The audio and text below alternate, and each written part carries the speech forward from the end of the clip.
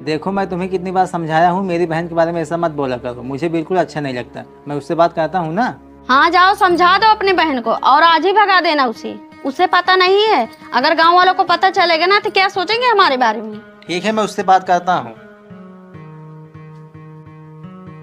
क्या हुआ बहन, तू रो क्यों रही है? सब ठीक तो है ना? ये चोट के निशान कैसे हैं? किसने मारा है तुझे? आखिर क्या चला था तेरी जिंदगी में, बता बहन। क्या बताऊं भैया, मैं अपनी ज़िंदगी में बिल्कुल भी खुश नहीं हूँ। परेशान हो चुकी हूँ एकदम से। मेरे शादी के पूरे 2 साल हो गए हैं।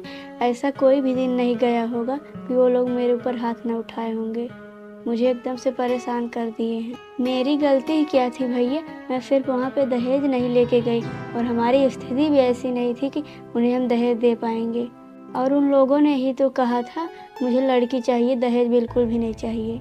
पता नहीं उन लोगों को अचानक से क्या हो गया है। मैं जब से वहाँ गई हूँ तब से मुझे ताने मारते रहते हैं, कभी कभी मेरे ऊपर हाथ भी उठाते हैं। और इसी वजह से भैया घर में कोई मुझसे प्यार नहीं करता। अगर छोटी सी गलती हो जाती है मुझे बहुत डांटते हैं।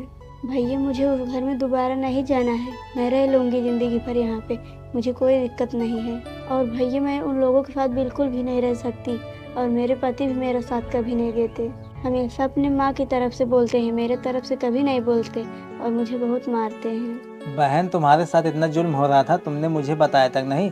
अरे कम से कम अपने भाई को बता सकती थी ना। माँ बाप के जाने के बाद तुम मेरी जिम्मेदारी थी बहन। अरे मैं ऊपर जाके कैसे माँ बाप को जवाब दूंगा? मैं एक बहन की जिम्मेदारी नहीं निभा पाया। तुझे वो लोग इतना परेशान कर रहे थे तो आज तक मुझे बता नहीं पाई बहन। और उनकी हिम्मत कैसे हुई तुम्हारे ऊपर हाथ उठा दिए? मैंने तो ये देखकर तुम्हारी शादी वहाँ करवाई थी, वो परिवार उनका अच्छा है और वो लोग तुम्हारे साथ इतना घटिया व्यवहार कर रहे हैं। अरे सब पैसे के लालची हैं, अगर उन्हें पैसा ही चाहिए था तो मुझसे बोलते, लेकिन उन लोगों ने मेरे बहन के ऊपर हाथ कैसे उठाया? जानती हूँ भैया आप मुझसे बहुत प्यार करते हो, मेरे आंखों में एक भी आंसू नहीं देख सकते। भैया मैं आपको बताना चाहती थी लेकिन मैंने सोचा धीरे धीरे सब सही हो जाएगा, लेकिन वो लोग मुझे समझे ही नहीं।